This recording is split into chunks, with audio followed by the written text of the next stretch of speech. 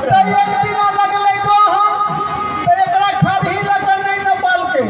कई छड़ा गहन मारू भ गेले आ हम रही पर हम थान में बालू बालू खिलाए तो दुनिया चपेट में डल तसी बैठ के बानी अच्छा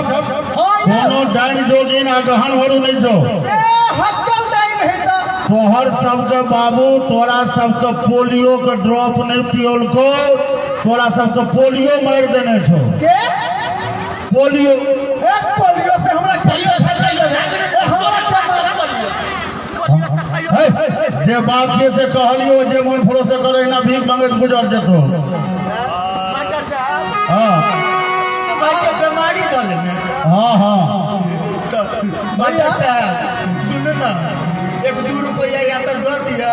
कतो मूली कचरी खा के तो कटघरा चढ़ में ठीक है भैया रे भैया अब तो अपना सबके जिंदगी में नहीं है ठीक है तो